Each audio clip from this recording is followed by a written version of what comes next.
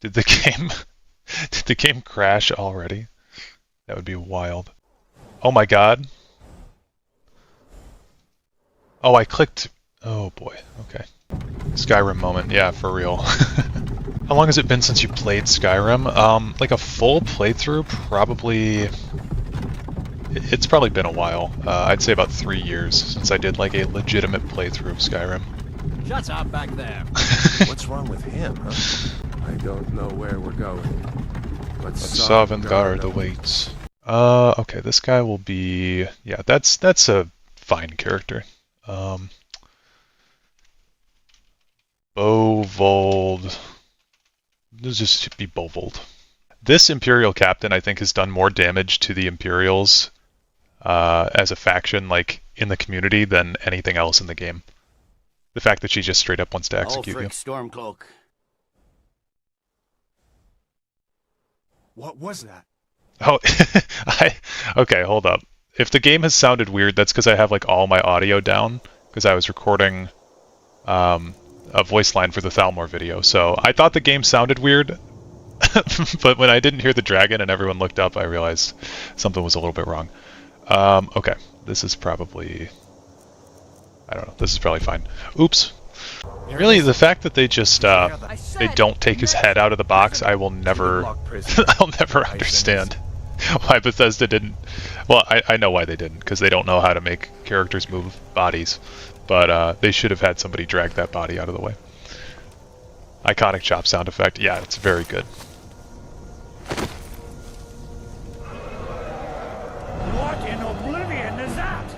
Sentries, what do you see?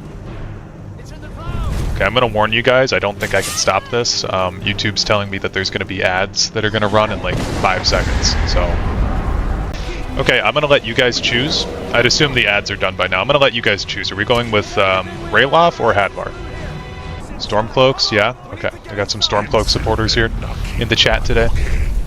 We better get moving. Agreed. Come here. Let me see if I can get those bindings off. Okay, check this animation out. There you go. You can see you don't have any binds on, but if you're quick enough to go into third person, there's a unique animation there. So, has everybody here played both sides of the Civil War? Like, have you guys done an Imperial playthrough and a Stormcloak playthrough? Because I found that a lot of people just have done one side before. And I've done so many playthroughs of this game. Sometimes you just gotta spice it up, you know? GG on how well the Elden Ring video went, by the way. Yeah, thank you. That video went insane. I don't know. It was in like the first 24 hours, I think. It got 29,000 views, which is wild. I think the Thalmor one's at about 10,000 right now, which, I mean, hey, I'll take it. I'll take 100 views, but it was insane to see see how quickly that blew up. I feel like being a Bosmer archer is so basic, but it might be what I do. Nice. Double nice. Okay, cool. Not much of a chatter, but I second that. The lore videos are great. Earned a sub with the Thalmor video, the first one you saw. Well, thank you. Welcome to the channel. Appreciate the chat. Appreciate the view. I appreciate the subscription. Yeah, I've seen like a lot of mixed comments on the Thalmor video, specifically with how I treated the racism in the Elder Scrolls. Like, I'm all for having a good laugh at some fantasy racism for sure, but it's also important. It's a good skill to learn, you know, to have some nuance in writing.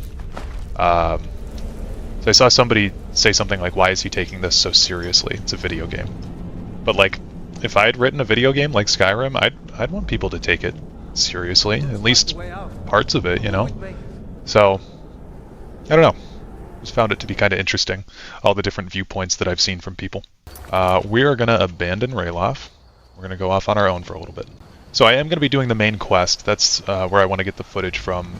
The first priority is going to be to go and find the Greybeards. So we're gonna do Bleak Falls Barrow and then kill the first dragon, hike up the 7,000 steps, and yeah, that should be the plan.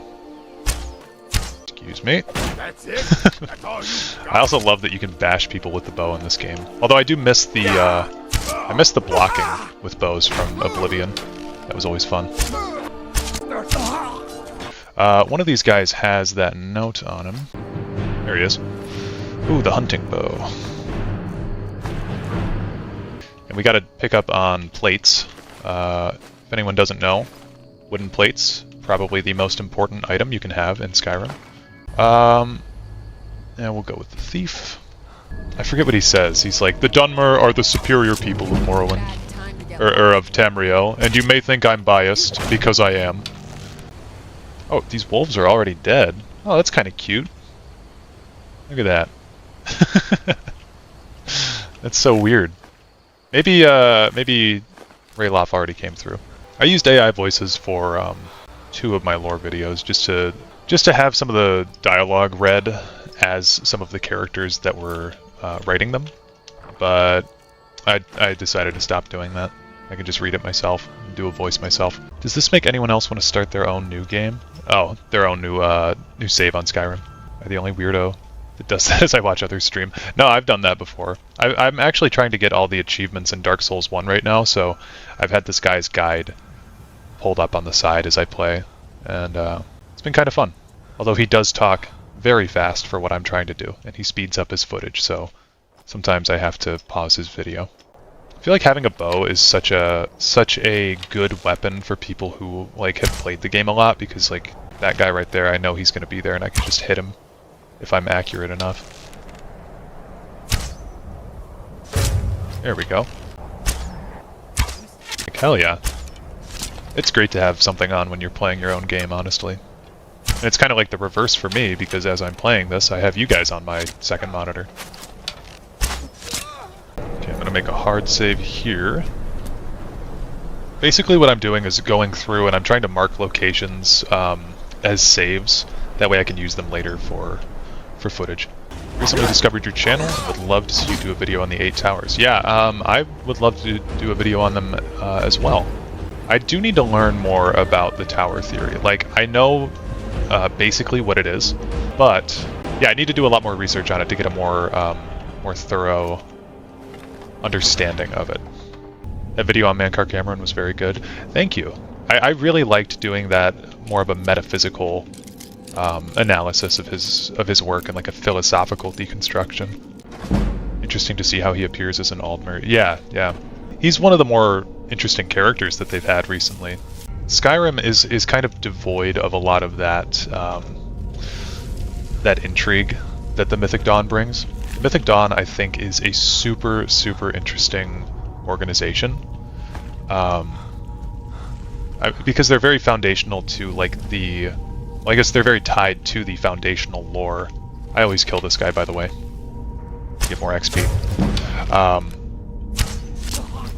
But yeah, they're very like tied to the actual lore of the foundation of the universe.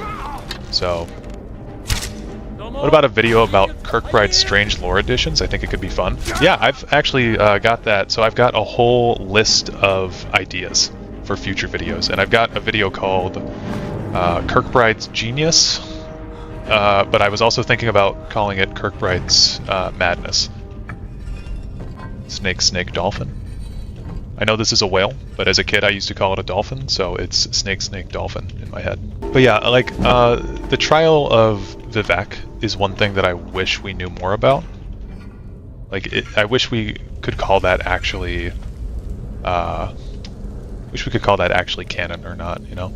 Is Kirkbride Uncle Sheo? You know, I've talked about this with some of my friends. I would love for Sheogorath to appear as a female in the next game. I think that'd be so funny. Because, like, the Daedra can change their forms, and I just feel like that would make a lot of people mad. You like Kirkbride's Madness? Yeah, Kirkbride's Madness probably fits it a little bit better. I'd also love to know what happened to Jigalag. You, over here. It's coming loose. I can feel it. Gotta kill this asshole. Okay, let me try to comprehend that. Oh, okay, there's a follow-up. Could it be that Mankar took that form because he used its true Nimic? You know, Mimics are such a strange phenomenon. Don't murmur, believe men are too. Yes, so everybody is descended, I mean, from what I understand, everybody is descended from the Elnathae, the original spirits. But the men are the weakest forms, at least according to the Heart of the World from the monomyth. The men are the weakest forms of the Elnathae, like the weakest descendants, whereas the Altmer consider themselves the closest to the Aldmer, which were the people that fought alongside Auriel in the original casting down of Jurgen. Looks so good. What am I playing on? I have an Omen 25L. That's the PC that I have. It's actually not a very good PC, but I'm glad that it's coming through well. You're of the theory Bethesda just made him Altmer so he wouldn't be tiny. The Altmer do look pretty unfortunate in oh, looks like I'm close to dying. Oh shit. That's the downside of playing with your HUD off, I guess. Oh, we're all the way back here. Oh, whatever. I actually don't need any footage from in here, so I can turn my HUD back on. Might be a hot take, but I feel like some of the lore should remain a mystery, such as Akavir and the disappearance of the Dwemer. I think that there's an interesting idea. I think you're actually in the majority on that one. I think most people, the sentiment that I've heard about the Dwemer is that if we found out what happened, it would ruin the mystery. And I kind of disagree. I think that there's something interesting that could be told with the Dwemer's return. Like, we just don't know what that is, you know? So it really all comes down to Bethesda's writing ability to make a compelling story, which has kind of been in decline as of late. The going theory is that they ascended to a higher plane of some sort, but it's also odd because we can see ghosts of the Dwemer in Morrowind, so it's like, are those ghosts the people that ascended, or are they just like ghosts that died sometime during the first era, and they still are haunting this place 3 eras later, or 2 eras later? Yeah, okay, so this is a good talking point about Elder Scrolls games too. We need more boss fights, and we need gameplay that can actually translate to boss fights better, because, I mean, I love Skyrim. I love all the Elder Scrolls games, but their combat is very... I mean, what I'm doing right now is kind of a point-and-click adventure, right? Hit until dead, yeah. And there's plenty of fantasy games that do, you know, combat better than this. The Witcher has great combat. FromSoft games obviously have great combat. But, like, there's a few boss fights in this game that are just... I think they're just horrible. Like, the Alduin fights are awful. He's just a regular dragon while there's meteors flying. It's kind of boring. And the final one sucks. Always wished Alduin devoured the Dragonborn, that you had to shout yourself out. That's so fucking cool. That's such a cool idea. Just like burst out of his chest like the xenomorph from Alien. I love that. That's so funny. Miraak and Harkon make up for it somewhat. Miraak is definitely the best boss fight in the game. I think that Harkon's boss fight is a little weird, just because he's got all those vampire powers, and he tends to just like go invulnerable and then fly to spots you can't hit him with the bow. What's your favorite mini boss, like the Dragon Priests or? Yeah, there's not so many mini bosses. Not a whole lot to choose from. Mercer Frey's kind of a good fight. I like that he can go invisible. Harkon in a bigger space might have been beneficial. His fight is very cramped, yeah. There's the note that... I guess more what I'm thinking of right now is the notes on the Tribunal's apotheosis, because there's differing viewpoints in that realm as well. I've already looked in this chest. So I've got a pretty good understanding of what happened to the Tribunal that day, but I guess not so much the Dwemer, if there's that many viewpoints. Siege on Volkihor would have been much better if he fought vampires in their lord form. Yeah, I don't know. A lot of the stuff that Skyrim does, like, could have been it could have been done better, I think we can all agree. But also, Bethesda's their own worst villain here because, like, they've re-released Skyrim, like, so many times. And in an age where we have games like Baldur's Gate 3, even The Witcher 3 from years ago, you know, we've got games like RPGs in this genre that are done so much more competently now, but they keep re-releasing Skyrim, which makes us talk about Skyrim again. And then we're like, oh man, these battles suck. But like, you know, 12 years ago, those battles were pretty cool. Some of them, anyway. What about favorite faction? Oh, my favorite faction, just in general, or in Skyrim specifically? Every time Todd Howard receives productive criticism, he becomes stronger. That's my goal, is to make him stronger. That way he can make better games. If Todd is not going to outsource his games to any other third party or anything like that, I need to do my best to make sure that he knows what he's done wrong. I can only hope he uses the power for good. You know, so far he hasn't used many of his powers for good, so we'll just have to see. In just Skyrim. My favorite faction in just Skyrim is probably the Thieves Guild. I kind of based my whole channel off the Thieves Guild, but I think they're the most fun and the most well fleshed out. They've got like all those extra side quests that you can do, and then you can do the final quest to restore the guild to its former glory, which the Dark Brotherhood also kind of has, which is kind of neat. I think the worst faction is the Companions. I think they're not very well done. There's not like a whole large sense of progression in the Companions. So, for instance, you join, they make you become a furry, and then some guy you've never heard of named Skjor dies, and then like 3 quests later, you're the Harbinger. It's a very bizarre quest line. I don't know why they did it that way. So that one's my least favorite. I think the College of Winterhold gets a lot of crap because there are some quests that do just suck, but overall I think it's far more interesting.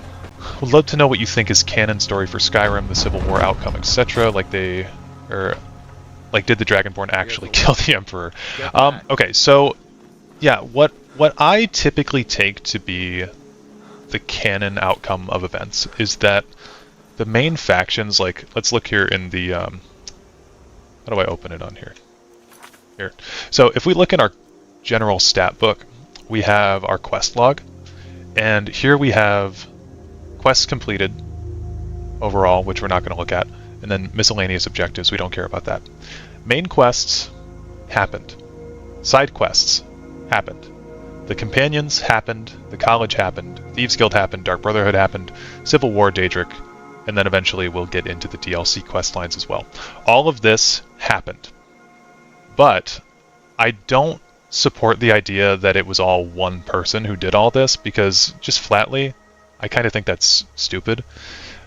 So what I think happened is that the Dragonborn, in this instance, completed the main quest, completed the Civil War, completed the Dawnguard, and completed the Dragonborn DLC. Those are the 4 confirmed things that we know about. As far as who was the arbiter of, you know, killing, like, the Emperor, it could just be some character that somebody made. That's kind of where I take that. All of the side factions, I typically don't associate with the main character. But it could be. I just don't think that having one person be the Grey Fox, the Listener, the Archmage, and the Master of the Fighters Guild.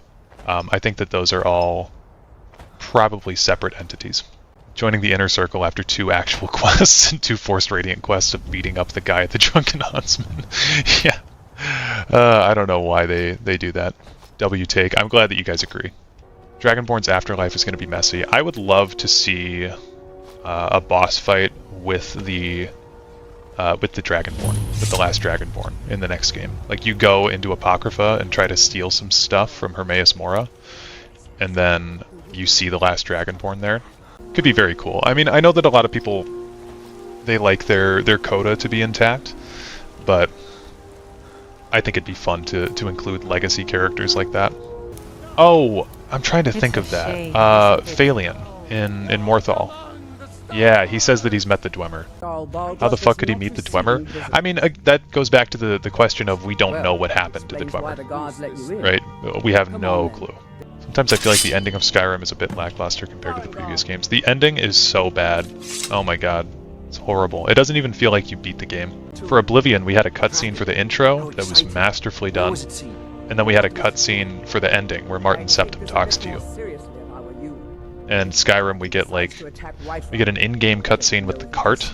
We don't really get anything to conclude the game. So, Dareloth tells me you came from the Western Watchtower? Yes, my lord. Tell him what you told me about the dragon. Oh, that's right. I love how this this soldier over here comes specifically to talk to him about a dragon. And Dareloth is like, talk about the dragon. He goes, oh, that's right. Like, bro, that's why you're here. I think I can just take this. You can't take that. Oh, shit. One of your new servants? I think I could just take this. You can't take that. Sorry. They did make the hero of Kabat Sheogorath. Yeah, that is cool. Bethesda should let us write the lore. We're better at making sense of it. I mean, yeah, that's kind of what I was saying with Pillars. I do love the little bit of lore in ESO, because the Ebonheart Pact doesn't really make that much sense, because historically they've all kind of had problems with each other as a people. But House Talbani specifically states, like, we're not joining that shit. And they keep their Argonian slaves. There's like a whole quest line about freeing slaves in the tribunal, or not in the tribunal, in the Sadrith Mora place in the DLC. Good. You're finally here. The Jarl's been waiting for you. So what happened at the Watchtower? Was the dragon there? The Greybeards. Didn't you hear the thundering sound as you returned to Whiterun? That was the voice of the What? Greybeard. Oh, okay. He was up the staircase. I was like, where is this motherfucker? I thought he was upstairs. Do you believe Akatosh/Auriel and Alduin are the same god, despite Alduin stating that he is Akatosh's creation and that one book in Test 5? Noticed a lot of people seem to have this opinion. I've always been of the opinion that they're separate entities, but so from what I understand is that Alduin is like the meant to represent the end of time, whereas Akatosh is the beginning of time. I do need to give Morrowind a replay. I have not played that game in quite a while. Some slur that's... Okay, I was trying to figure out what you meant. You're talking about Dragonrend? Oh my god. That is such a funny way to put that. I mean, I'm sure that it is trying to tell us something, but there are lots of pieces of lore I think that are just there to confuse you sometimes too. Specifically a lot of the stuff that Kirkbride has written. I feel like he has like a fetish for saying confusing shit. and just watching us like try to figure it out. But thankfully a lot of the stuff that he does have that is confusing is it's mostly out of lore statements. Okay, I'm gonna turn... Oh, actually, Lydia, you need to... I'll head back home if you go home. Hold on, we're gonna run away from Arngeir. Hold on, bro, I'm trying to record some footage. Okay, so I need to get some stuff that Arngeir is gonna say for the video, so I'm gonna mute my mic for a second. Do you take the mythical tales in the lore at face value? Stuff like Wolfhearth literally swallowing a sword, Malekith poop, or literally everything Vivek swears it's true to his story, like him and Mel. There's a lot of stuff in the lore that I do think is meant to be taken literally. It's fun to talk about in a literal sense, like the fact that the orcs are Malekith's, or not Malekith's poop, but Boethiah's poop. Pretty funny, but I don't think stuff like that can be taken super literally. The book The Guardian and the Traitor is a great example. I had to go over that very in depth for the Mirac video that I did. But there's a sentence in that book talking about how Mirac and Valak the Jailer, from their fight, it said that Solstheim ripped off of the mainland, and that's how it became an island. And the author of that book states this is like basically not supported by anything other than the myth, so we shouldn't take it as fact. So there are moments like that in the lore where they'll tell us like this is not supposed to be taken literally. And you find that too with like there's a famous thing, I forget what it's called, I wish I could have the exact name for you, but Emperor Augustus had this whole thing made about how great his empire was under him and all the amazing things that he did. But you always have to check your biases, you always have to check your sources. Like, if Augustus is telling us things that he did that are so great, he's probably a little bit biased, right? I always loved this part, because you can run through the gate. Oh, let me go! Ah, there we go. Oh, did it not work? No, there we go. The new Thum is astonishing. Mm-hmm. I'd heard the stories of the abilities of Dragonborn, but to see it for myself... I thought it was this easy for everyone. My Tesslore hot take is that Auriel rebranded to Akatosh and became Mankind's defender because the Aliens basically cheated on him with the Daedra and he got jealous. So jealous he sided with the humans. I actually like that. I think that's a cool theory. Right. Where do you want to go? Would have been cool if the Horn of Jurgen Windcaller was an upgrade to Shouts instead of a glorified paperweight. You know, unfortunately it's not even a glorified paperweight, it's just a paperweight. Thing is so boring. I played the Skyrim survival mode, I want to say it was like 3 years ago. Made me fear ever going under the water, so I was going to get like hypothermia. Love to see what story they do for Test 6. I have no expectations. I think that's the safest thing. Just expect it to be horrible, and then when you get it, you'll finally like it. They are actually not always roughly 200 years apart. That's a new thing.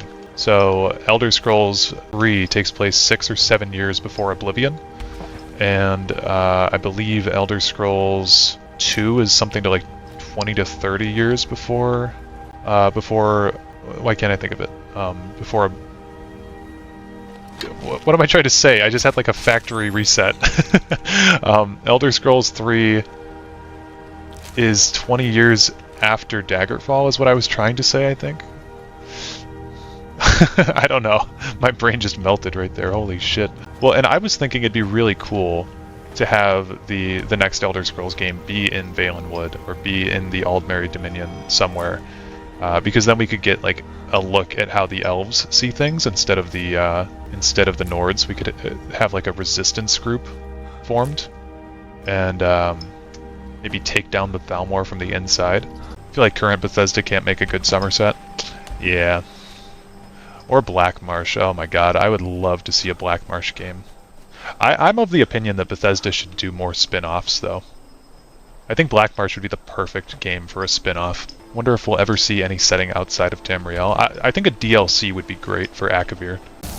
Tried that in the late 90s, didn't do too well. Yeah, but it's a different time. Like, after the success of Skyrim, I think them not capitalizing on that was a big mistake. The only thing I really wish for in Test 6 is a DLC set in Solstheim. That is a very... that'd be so original, you know?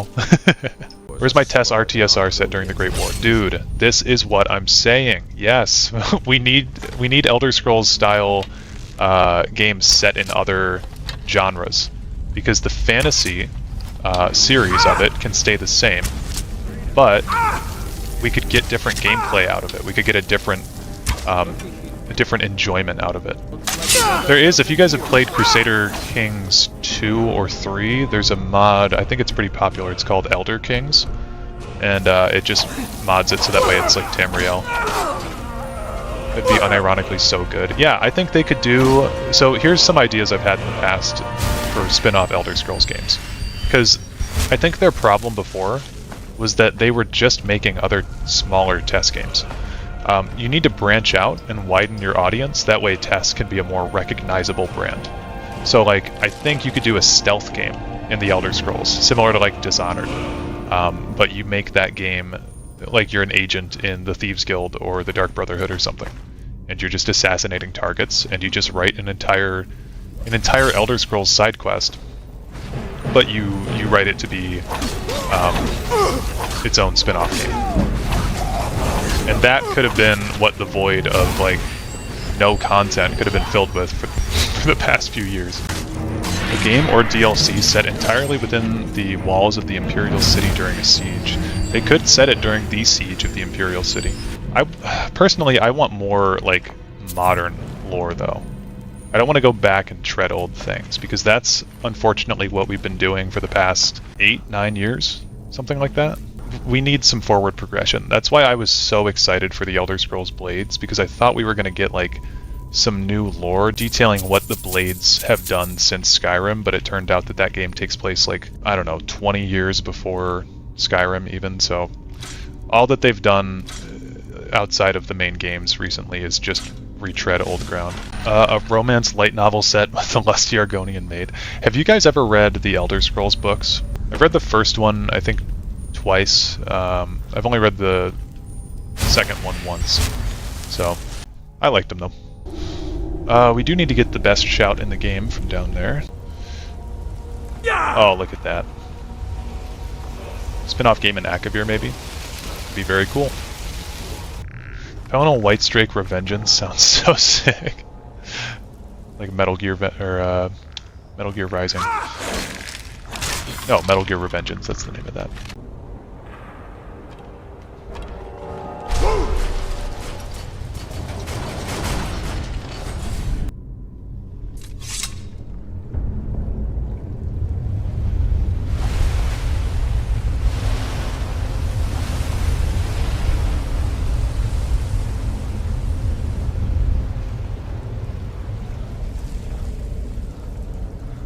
Okay, so what's always tripped me up about this location here is this says Windcaller right here in Daedric. I don't know why it's in Daedric. It's very bizarre. So it's like a Nordic tomb, and then there's Daedric etching in there. Anyone know what it says? It says Windcaller. So it just says Jurgen Windcaller's last name. Yeah, JD, I can read Daedric, so we're chilling. It's unfortunately a skill that I have. What's some cool stuff you found lore-wise reading Daedric? Oh shit, they're here. Get the fuck out of here. Oh, I'm so underleveled for this shit. I'm just gonna kill everyone in Riverwood.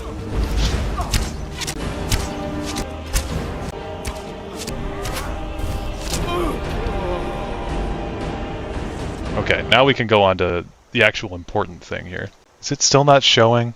No, it's showing. Okay, good. But, you bring the stuff? It's right here, huh? Show it. It's right, show it. It's right here. Show it. It's right here. Show it. It's right there. Okay, that's it. Oh no, Alvor's dead. Rest in peace. So back to back to the Daedric thing. There's a lot of things in ESO that go unnoticed, like there's Daedric writing throughout Cold Harbor that you can read. You're that visitor been poking around. Mehrunes Dagon has some Daedric stuff written in Oblivion and the Deadlands. Attic room. I'll have to go through it at some point. Well, we don't have an attic room, but you can have the one on the left. Make yourself at home. I like how she says the one on the left, like there's two. It's right here. Oh shit. I want to unrelenting, or not unrelenting force. I want a whirlwind sprint out of here. But... So you're the dragon. I think you're. We need to talk. Follow me. Ooh, orcish bow.